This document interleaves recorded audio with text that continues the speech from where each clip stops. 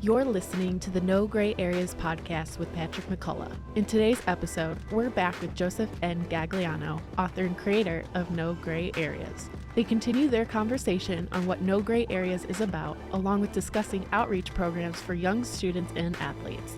Let's dive in. So, Joe, we're back. We did our first episode learning a little bit about your story. You wrote a book called No Gray Areas. And let me just read a little excerpt from the end of this book. It's really what you talked about in episode 1. But you say in the last chapter, the early life choices I made allowed me to wrongly think that gray areas were acceptable spaces to play in. You go on, you say, at first, those simple gray areas seemed innocent enough.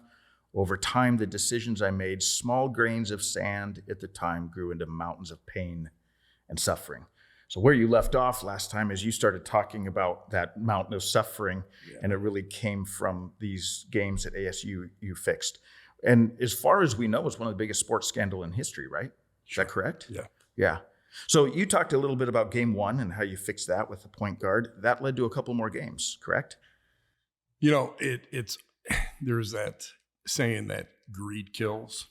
Yeah. You know, and we had the perfect scenario for game 1. It was Super Bowl weekend. It was a Thursday. The Bills were playing the Buffalo. The Bills were playing the Dallas Cowboys. There was a ton of money in Las Vegas. This was 1994, January of 1994. So us going out to Vegas, me going out to Vegas with a duffel bag full of cash, and technology is not where it is today. When you say a duffel bag full of cash, how much cash was in that duffel bag? I brought $500,000 with me to Vegas that trip. That first game. So you're going to okay. Yeah, okay. So I just wanted everybody to know that we're not talking like $100, $200. Okay. It was, you know, and TSA just kind of looks at me and they look at the bag and they just shrug their shoulders. They can't do anything about it. And things were a lot different in 93, 94 than they are now. And, you know, so I had a bag of cash with me, and I had a lot of bookmaking connections on the East Coast, New York, Louisiana, Chicago. And so I was able to put a decent amount of money on that first game. Now granted, I didn't think this was going to work. Yeah. I mean, so you're not going all in at this point? No. I had my radar up, and, you know, I had told Headache it had to land on 6. And, you know, I'm saying, gosh, this kid's got talent, but can he really control the outcome of the game? Now, can I just say for just a moment again to let the audience know, when you say you weren't going all in the first episode, you talked about where you were making crazy money at this point in your life. You're 23, 24 years old. When you have $500,000 of cash in a duffel bag, but you're not going all in, there's a lot of people that are smiling at that. So when you said you were making crazy money at this age, you were, right? Yeah, I was doing well, Pat. I was doing well. And, you know, what still has haunted me to this day, you know, 30 years after the fact, is my respect for money. It has haunted me because you lose the perception of a dollar when you're at the Board of Trade and when you're trading bond futures, which is the most expensive future market there is. And you see the digits that are going through your account and trading accounts every day. And for me, it was just, and unfortunately, that has still haunted me throughout the rest of my business career. Was a lot more aggressive in deals that I looked at because money was just and is just a tool in my mind. It just comes and goes easy. Yeah, it comes and goes. And you know, back then I was trying to use money for self-serving purposes. Now I'm looking to use money for a greater purpose.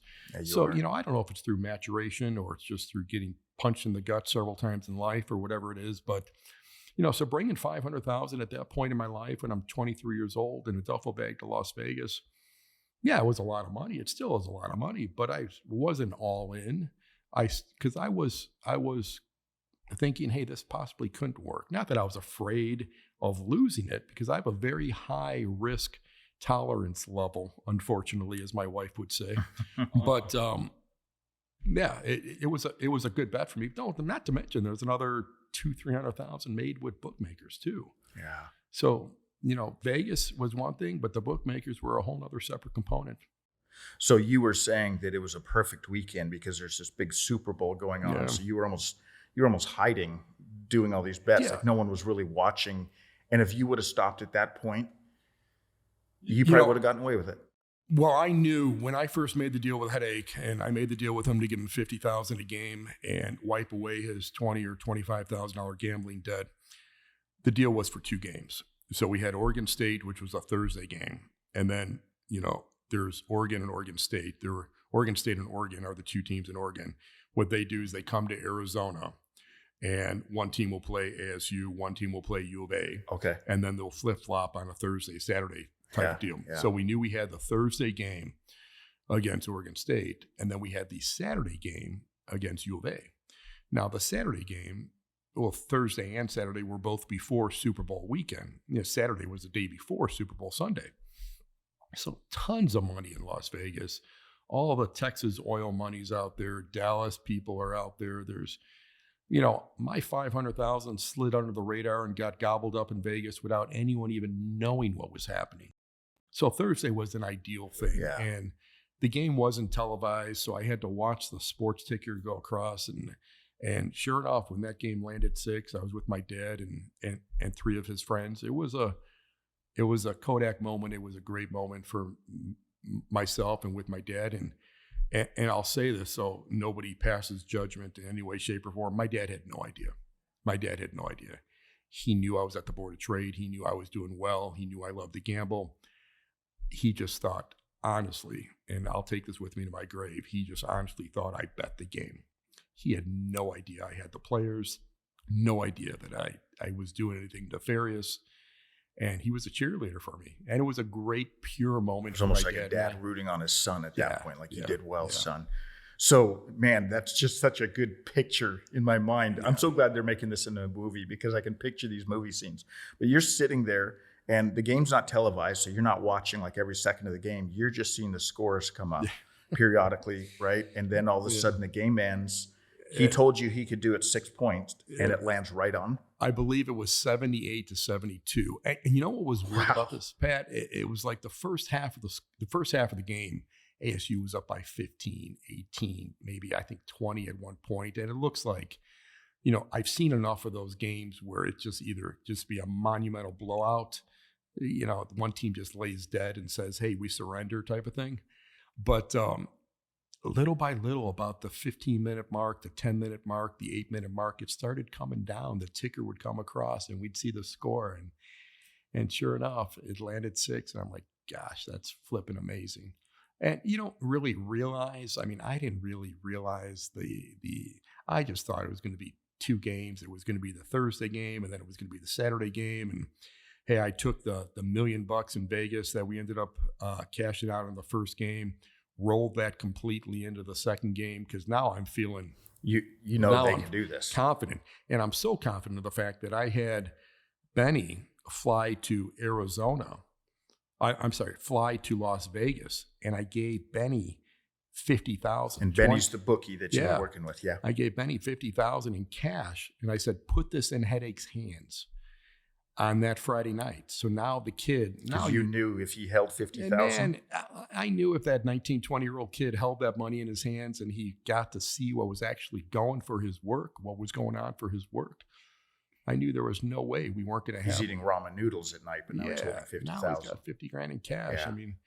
He's King Farouk on campus right now, So got him that money on Friday. And then sure enough, Friday night, early betting line, started betting pretty heavily. Saturday just unloaded, got that $1 million off in Vegas, really with no issues whatsoever, which can't be done today. That's what people don't get, and you have to stay under $10,000 because if you bet $10,000 on one ticket, you're filling out a CTR, which is a cash. That was even then in 92, 94. Which is a cash transaction report, which is reported to the feds and everything else. So just think about that for a second. We bet $1 million on game 2 without one ticket being over $9,900. You're just running to all the different casinos. 32, 33 different hotels, casinos. They had small sports books with paneling on the walls back then and rinky-dink places. But I'm picturing you borderline exhausted, but also just jacked up with adrenaline over what you figured was going to happen. I am deep. One thing that I'm either blessed or cursed with, depending on how you look at it, is I'm detail driven. I put an agenda in place, and I like to execute and follow that agenda. So for me, it was more the mission rather than the reward, because I knew if I completed the mission properly, the rewards would come. It's just an outcome. Yeah. And the rewards had to be, in this case, unfortunately, was something that was not proper. Yeah. So, but I didn't think about it that way back then, So how much did you make on that second game? I think I left Vegas. I ended up betting the Dallas Cowboys on Super Bowl Sunday for $300,000 or $400,000, and I think I came home with about $2.5 million in cash. Wow. And then I collected all the winnings with the bookmakers on top of it. Yeah. So it was a good weekend, and Pat, that should have been the end of it. Yeah. That should have been the end of it. It was. But that's where you go into greed, right? Yeah. I'm 23 years old. I'm about to get married. This is end of January. I'm about to get married in April, start a family. I'm trading. I'm making stupid money at the Board of Trade. Oh, by the way, I got a duffel bag of $2.5-3 million in cash because I picked up all the money from the bookmakers. Greed kills. Yeah. Greed kills. And sure enough, a couple weeks later, I get a call from Benny. Hey, you want to do this again? There's another game coming up against USC. Okay. Game against USC. Another opportunity. Just say no. Another opportunity. But you've been walking those gray areas. Yeah. But this is, and I don't know if it's ignorance or youth or I don't know what it is, but thinking back now, I put myself in check because I don't sleep very much, Pat. I know that. I get texts from you at like 2 a.m, 4 a.m. I don't sleep much, and I really just replay events in my mind and different things that happened in my life, and I think about this, and what was I thinking at Game 3? What was my motivating factor for Game 3? Why did I say yes? And the only thing I could come up with was, hey, they were going to do it without me. I already gave them the roadmap. They were going to do it without me. If I didn't participate, I was going to lose out, and if they got caught, I'm going to get caught for Game 1 and 2 anyway, so I might as well be part of it. I mean, how silly was that? Yeah. It's wow. I don't know. A lot of regret. Yep. A lot of regret. That's why I love what your greed kills. Again, it's just it's greedy. You don't want to miss out a little bit more, like you said. So you guys end up fixing 2 more games, right? You do 4 games total. Yeah. And then on that 4th game, you went all in because now you're right. Is this the story? And so what'd you walk away with after that game? After the 3rd game, had about $5 million. Maybe a little. It was north of $5 million. I had a bunch of bookmaker money on top of it. And when you say you had $5 million, what do you mean? Like you had a check for $5 million? No, it's not sequential unmarked bills. I mean, so you had a duffel bag full of. First time I met you, you were telling me the story, and I'm like, "Can $5 million fit in a duffel bag?" And you're like, "Yes, it can." It could fit, and I scanned that duffel bag through TSA at the airport. I remember like it was yesterday, the look on the agent's face when he opened that thing. He looked at it, make sure there was nothing else in there, because money is just paper. I mean, if you're going domestically here in the States, you can carry paper if you want to. It wasn't done from ill-gotten gains. Yeah. It wasn't drugs or anything like that. It was going to Vegas. I'm coming back from Vegas. And I'm not saying that's right, but I'm saying in the eyes of the law, going through an airport, there's nothing illegal TSA with agent it. can't stop you. So he gave you a funny look? Yeah, just so looked at me, looked at the bag, looked at me, and handed me a bag, and I went. And that was it. And I remember, I flew back on the red eye that night after Game 3 and by myself, and I was watching the movie Rudy, which is one of my favorite movies. And it was like a surreal moment in my life. And I'm sitting there with a duffel bag with the strap around my shoulder with a duffel bag on my lap. And I got $5 million in duffel bag. And I'm watching the Rudy. And I start crying during the movie. Because that movie always, that movie always it'll hits tear me, you up. Yeah. So it's like, and I caught myself. I was like, what the heck am I doing? I'm in an airplane. I've got money around my shoulder and I'm crying like a little girl watching a movie. So it was one of the funnier things that happened. Yeah. Well, here's the interesting part of the story, and this is why I love your heart now, Joe. Like we're in the process of turning this into a movie, and as we talked about in episode 1, curriculum, a cautionary tale that's going to help kids learn the power of choices and decisions. But the interesting thing about your story, and a lot of our stories, is the repercussions or the consequences of that bad choice didn't happen the next day. there was a gap of time, wasn't there? Like you thought you were free and clear for not just months, but a couple of years. Many years. There wasn't. So the last game ended in early March of March of '94. There was a lot of rumors, a lot of speculation. The point spread on the last game against Washington moved, I think, 9.5 or 10 points, which is still to this day the largest point spread movement in one day, without any injuries reported, without any catastrophic events on the teams happening. So it was a large event, a large point spread movement. The media picked it up, and there was a lot of speculation that something was going on with Arizona State, point shaving. They brought up all the Boston College scandal, the Tulane scandal. They started likening all this stuff, and they looked at it for a year or so, and then it was, and I really thought we were done. Yeah. I just never. I said, hey, man, I knew what I did. I knew how tight I was doing it. I knew the people that were involved. None of us were going to talk. There was never going to be a link. I never had any CTRs in Las Vegas. Yeah, the sportsbook managers knew me, but hey, they also knew I liked to gamble too. So I never really was worried about it. That's because I was so naive at that point too. The government has unlimited resources. And it's a high profile case, and they're going to put their best teams on it, and they're going to fight and see if something's right there, and see if they could prove something. So nothing happened at all. 95, 96, 97, really nothing was going on. And then a kid, Benny's roommate, a kid that I would not even know, this kid Barry something or other, kid that I wouldn't even know if he was sitting in a room with me. This is the bookie's roommate. Yeah. Yep. Gets busted and gets in trouble dealing drugs, driving. I hear, I don't know if this is a fact, but driving down to Tucson, and he had a whole bunch of drugs in his truck or in his car. And so he got arrested, and oddly enough, never got charged. So you knew a bigger fish. Yeah, a bigger fish. You play Monty Hall, let's make a deal. And the shinier trophy was the ASU scandal. Yeah. And then my brother's roommate got in trouble for some stuff too as well. And he played Monty Hall, let's make a deal as well. And neither one of those guys got charged. And, am I mad about it? Yeah, I'm mad. But man, I've learned in my 53-year journey two things. I can either get mad or I can get 20 to life mad. So am I mad? Yeah, I'm mad. But I'm certainly not 20 to life mad. Yeah. I like that. Yeah, because I had a temper in my earlier age. Yeah. Now it's like, man, I just shrug it off, saying it is what it is. Yeah. There's nothing I can do. I can't control it. Yeah. So you have 3-4 years before the FBI starts knocking on your door? Was that when? FBI knocked on my door. I had just gotten married. I was in Chicago, knocked on my door, asked me a couple questions, and they said, hey, what's your interest in the ASU game? I said, hey, man, I like to gamble.